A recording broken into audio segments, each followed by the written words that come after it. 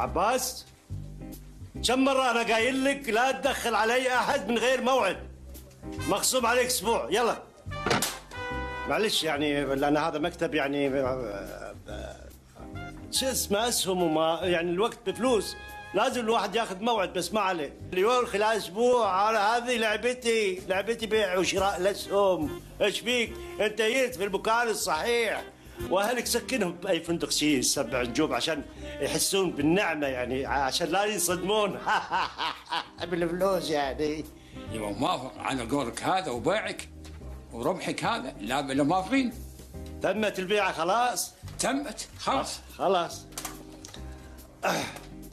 عباس، زدنا معاشك شهر بعد. يا انت ابو من هو؟ ها؟ قلنا ابو من هو على اساس نعرفك. هلا